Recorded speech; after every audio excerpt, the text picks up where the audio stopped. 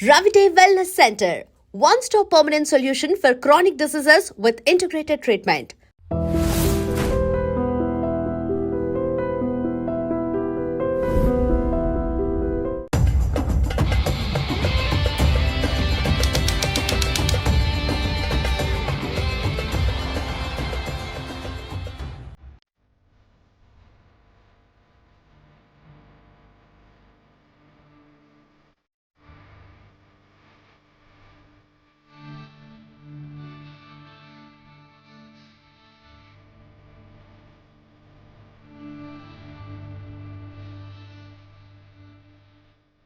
What is the highest possibility for the younger generation? Is it a definite arrival point? Is it a process? And how does one come in connection with it? Every life is aspiring to reach its fullest potential.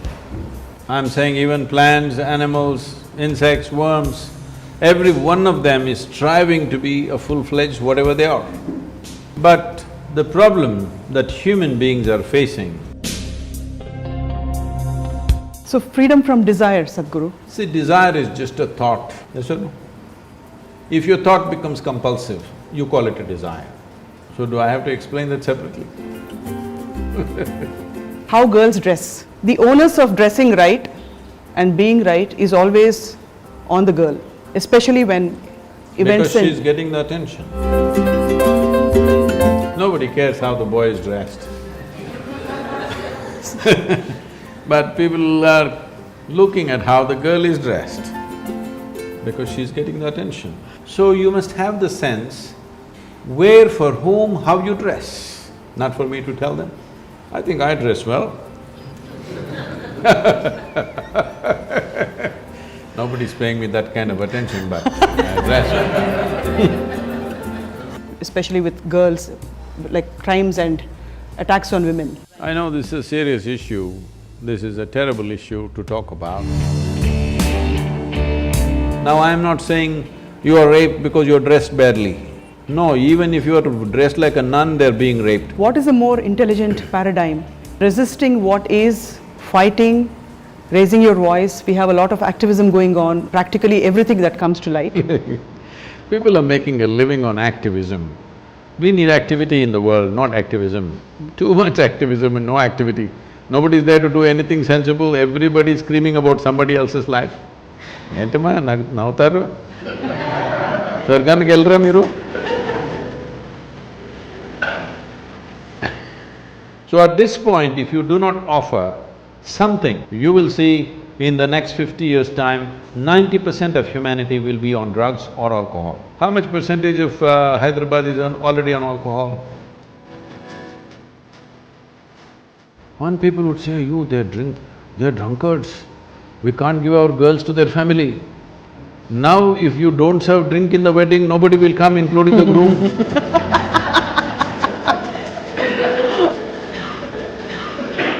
Look at my eyes and see, I'm always drunk, or worse, I'm stoned. We want to teach this to the youth. I can teach them how to simply sit here and get stoned. Namaskaram. Sadhguru needs no introduction. Namaskaram, Sadhguru. Namaskaram. We are speaking with him exclusively today on the latest initiative by Isha Foundation, Youth and Truth, which aims to bring out and address some of the real questions and challenges that the younger generation faces. Sadhguru, thank you so much. Sadhguru, I will start with something that you say in a lot of contexts, which is the highest possibility. So when we say highest possibility, in the context of youth and truth, what is the highest possibility for the younger generation? Is it a definite arrival point? Is it a process? And how does one come in connection with it? So we should stop addressing youth like they're a separate species. They're not a separate species. Everybody here was youth at some point, just not so long ago. Well, a few like Christina a long time ago, but so not so long ago everybody was youth. But today, unfortunately, like with everything else, we want to treat young people like they're a separate species. They're not a separate species. This will go away if those who are little beyond that age which is supposed to be youth, if they remember that they were also youth some time ago, most people have forgotten and they think they landed here just like this. They have forgotten that they were infants, they were toddlers, they were youth. They've forgotten this. That's why we think youth is some strange species. So when we say the ultimate possibility, if you take any life, every life rather, every life is aspiring to reach its fullest potential. I'm saying even plants, animals, insects, worms, every one of them is striving to be a full-fledged whatever they are. So an earthworm wants to be a full-fledged earthworm, a mango tree wants to be a full-fledged mango tree, a tiger wants to be a full-fledged tiger. But the problem that human beings are facing, which also is the nature of your question, is we know what is a full-fledged earthworm, we know what is a full-fledged mango tree, we know what is a full-fledged tiger, but we don't know what is a full-fledged human being. This is because with all other creatures, nature has drawn two lines. Within those two lines they live and die. But when it comes to human beings, there is only bottom line, there is no top line. Because there is no top line, whatever you become, you know that's not the end. There seems to be something more. Doesn't matter what you make yourself, but still there seems to be something more. This is why in this culture, we did not address the possibility as to what you can do and cannot do. We address the possibility as how free you are. We address the possibility as freedom, as liberation, as mukti and moksha. We did not address the possibility in terms of doing. You can see this culturally, this is the only thing we have valued.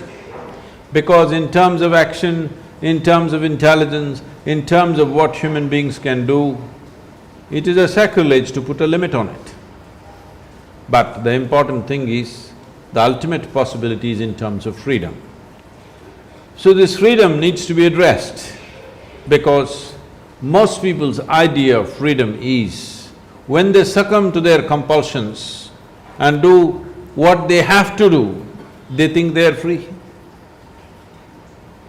Now somebody wants to smoke, somebody wants to drink, somebody wants to do something else, they think it's their freedom. But actually it's a compulsion. A compulsion cannot be freedom. When you misunderstand a compulsion as a freedom, well, it is like you have a kitchen, we are in a restaurant. In the kitchen, if there is a cook who goes by the labels, you label salt as sugar, sugar as pepper, pepper as something else. By looking at the labels, if somebody makes the cooking, you know what will happen to you. The new cooks. So if you label… in life also, there are many ingredients to our life. If you label the wrong ingredients wrongly, then you will make a mess out of it. This is one big problem with human mind, that constantly people are trying to label their compulsive nature as freedom. The moment you name your compulsions as freedom, the moment you name your lust as love, the moment you name your longing to have something as ambition or vision, then you have messed up your life completely. When individual people mess their lives, society also gets messed up, because society is just a assimilation of people. There is no society as such, it's just an abstract. The real thing is just you and me. If both of us are messed up, wherever we live, our surroundings are messed up. So this is very important, that clarity has to come. There is no substitute for clarity. But right now, people think confidence is a substitute for clarity. If You have confidence without clarity, you're a recipe for disaster. Yes, this is what these belief systems are giving. People are talking about self-belief, I believe in myself. Believing in God, you did terrible things. Now believing in yourself, I don't know what more horrible things you are going to do. People who claim I believe in God have done terrible things on the planet. Now, these people who believe, I believe in myself, now these people are going to do worse things. Because belief means not knowing. You are interpreting not knowing as knowing. What you do not know, you're pretending to know. When ignorance is knowledge in a society, then that's a disaster, isn't it? So, ultimate possibility, do not think in terms of activity, in terms of capability, in terms of knowledge, in terms of intelligence, because these things must evolve endlessly. But in terms of freedom, that have you taken away the compulsiveness of natural existence of our physical self? Once you have come as a body, there is a body, all physical dimension is naturally in cyclical mode. Whether you take an atom or a cosmos, everything is in cyclical mode. What is in cyclical mode is naturally compulsive. What is in cyclical mode is going in circles. How do you understand going in circles? You're not getting anywhere. So freedom or mukti means you are not in the cyclical mode.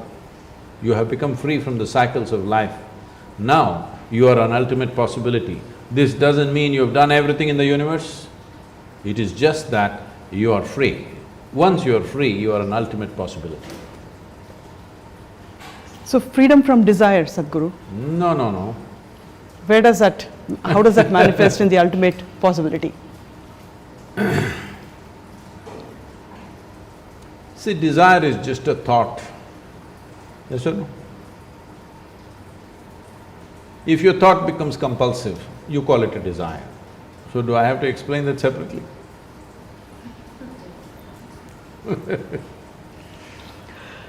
Sadhguru, I'm going to foray into another topic which is discussed broadly here, especially in the Telugu states, in the context of various social issues and crime. How girls dress.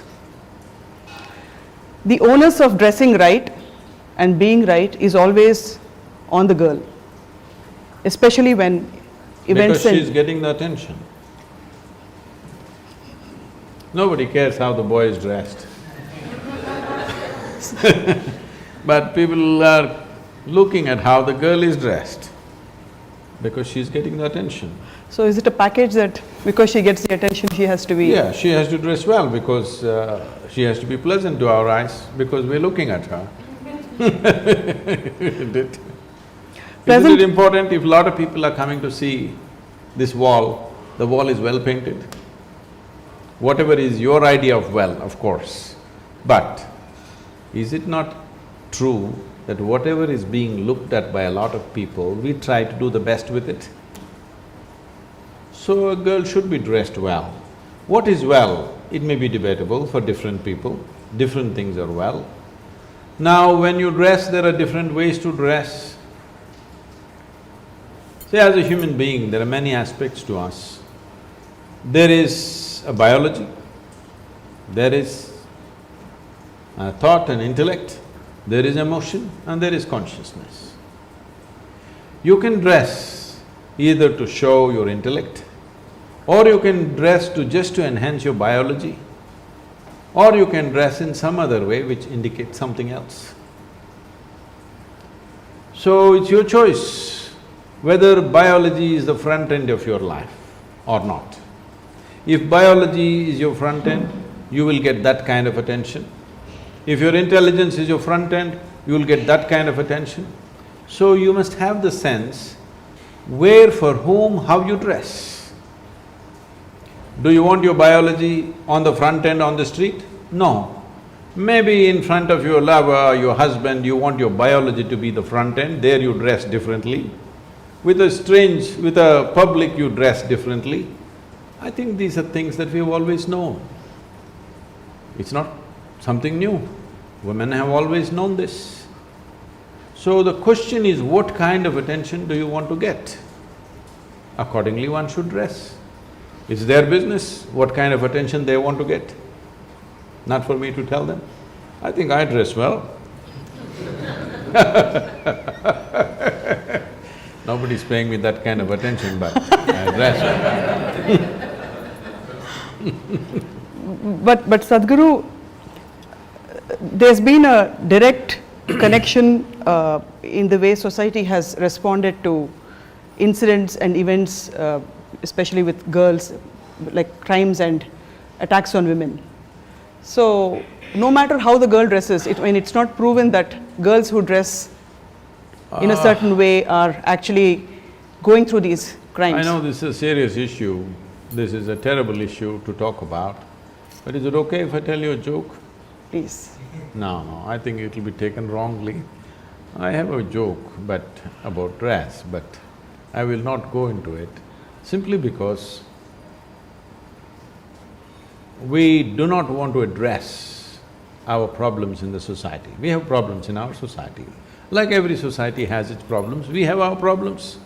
Our share of problems are more than our share of problems we have. This is one of the issues.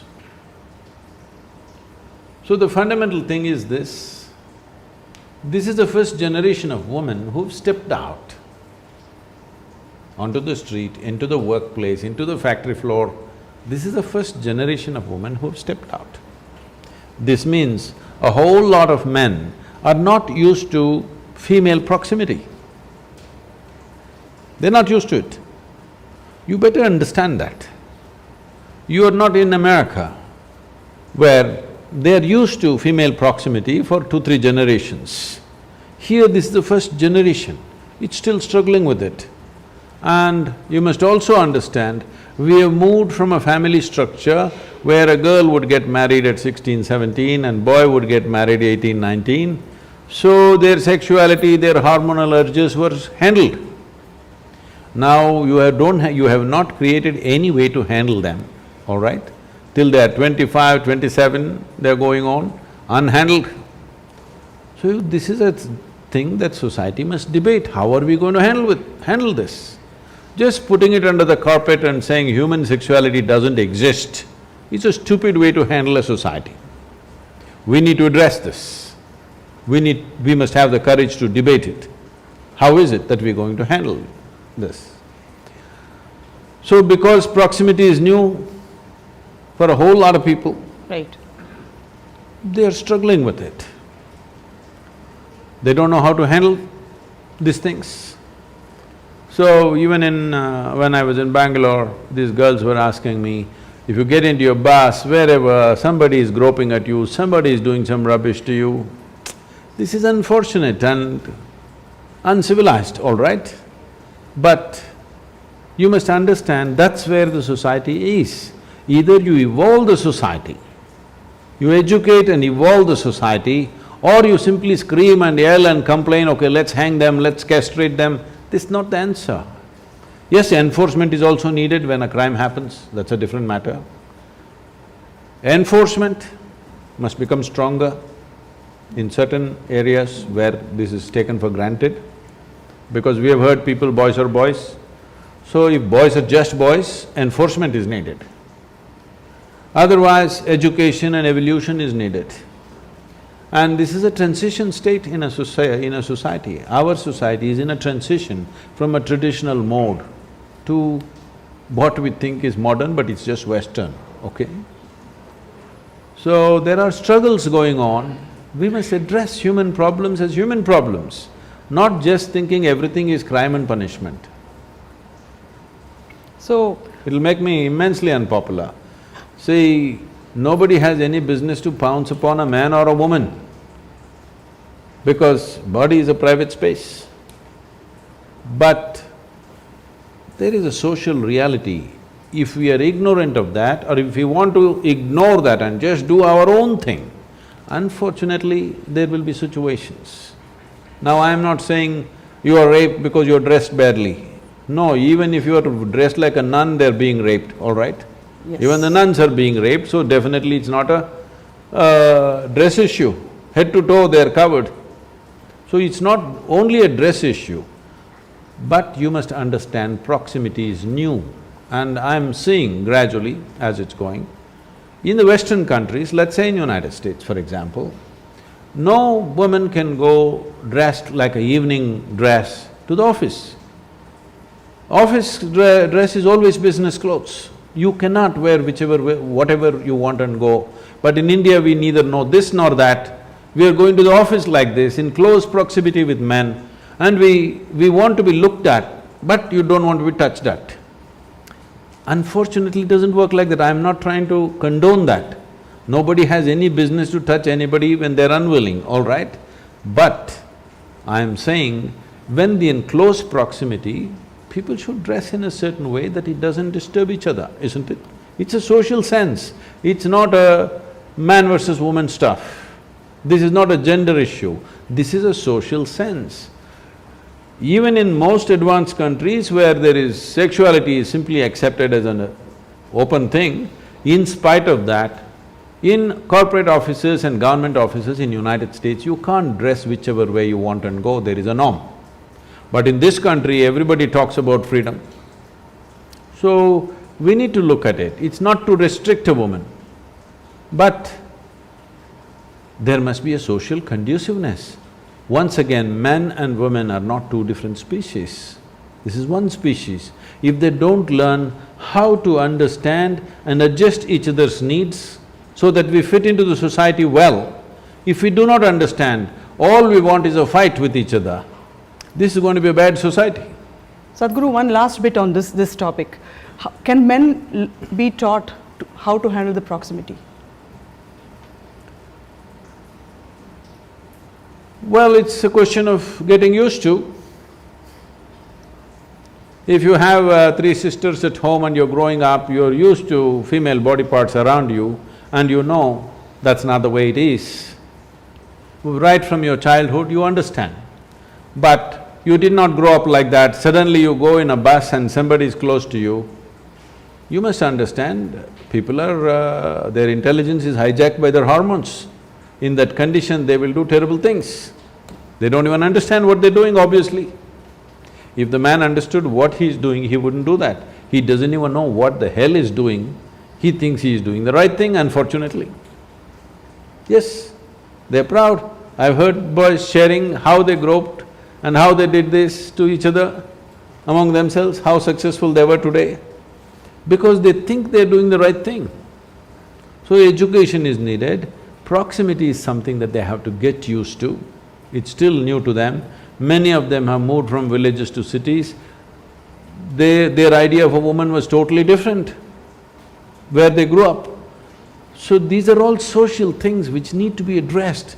We don't want to address anything. We say, no, our tradition is like this, our tradition is like that. No, you have to address the current realities the way they are. And my final question, Sadhguru, what is a more intelligent paradigm? Resisting what is, fighting, raising your voice. We have a lot of activism going on practically everything that comes to light. People are making a living on activism.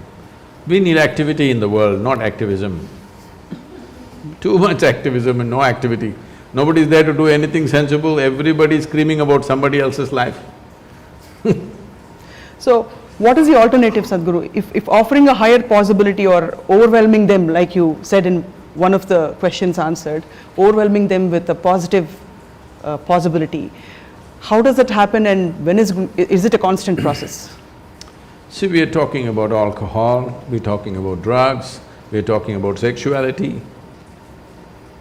Essentially, we must understand, we are talking about pleasure, pleasantness of experience. If I drink, I feel pleasant, if I drug, I will feel pleasant. Sexuality is a certain level of pleasantness. Unless I offer you an alternative, do you really believe you will get somebody off? So for a long time we handle it like this, no, if you don't do all these things, you go to heaven and you get all these things in plenty. For a long time we've handled human longings like this. ఏంటమ్మా నవ్వుతారు? స్వర్గానికి వెళ్ళరా మీరు?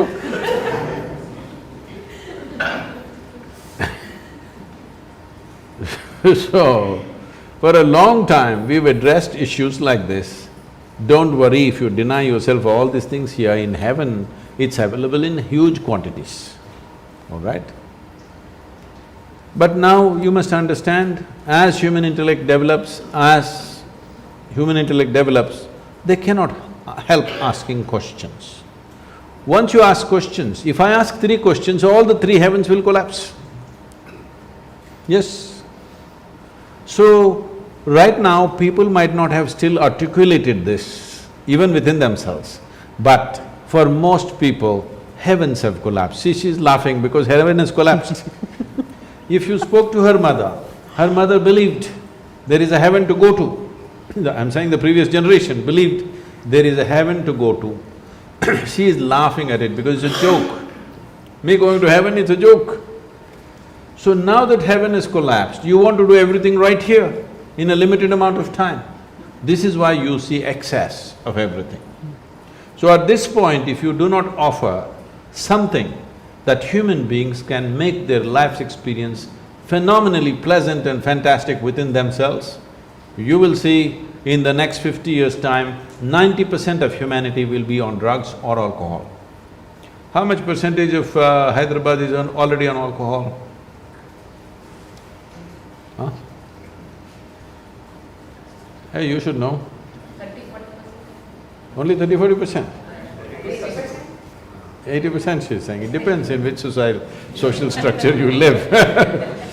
I was in New York City with a large group of people. I asked them, how many people in New York City can sit in the evening peacefully without even a glass of wine? I'm using glass of wine as a basic dosage. After they said very confidently, well, it's less than 2%. I came to London immediately after that and I was among a prominent group of people. I asked them, how much percentage in London can sit in the evening without even a glass of wine peacefully? He said, less than 1%. So that's where the world has gone. Today still in this culture, the percentage is low because of the women. Still, women are not getting drunk too much. At a certain level of society it's happening, rest of the society still thinks it's wrong, okay? When we were growing up, in a small town, there would be just 2 dozen people who drink. One people would say, you, they're drunkards, we can't give our girls to their family. Now if you don't serve drink in the wedding, nobody will come, including the groom.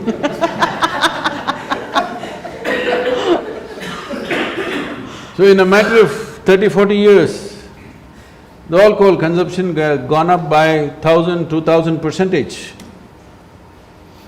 This is because heavens are collapsing. There is no idea that somewhere else all these pleasures can be had. So, it's very important, I'm very important in this whole struggle. Look at my eyes and see, I'm always drunk, or worse, I'm stoned. Never touched a substance. But this how it is. If there is no intoxication in you naturally, then you will take on very small portions of life. You will not take on huge amount of life and try to do it. Only if you're little drunk, you don't mind day or night you're working and doing whatever you have to do with all kinds of idiots on the planet. Yes all kinds of people because you're little… Always. We want to teach this to the youth. I can teach them how to simply sit here and get stoned without smoking, without drinking, without popping pills, because the greatest chemical factory is right here. This is the most sophisticated chemical factory on the planet. The question is only, are you a great manager or are you a lousy manager of this chemical factory? If you're a great manager, you would make sure you produce the most pleasant chemicals in the system. If you're a lousy manager, You're producing horrible chemicals in the system. Wherever you sit or stand, you're anxious and stressed and nonsense. I'm just blissed out. If you don't give an alternative, you can't wean them off it. Your morality is not going to work. Your heaven and hell is not working. You have to give them an alternative. You must teach them a way. How? There is a way to be in a better state than anything else the market is offering.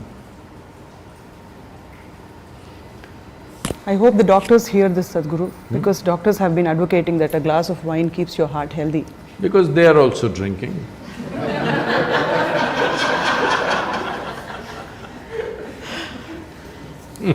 Namaskaram, Sadhguru, and thank you very much.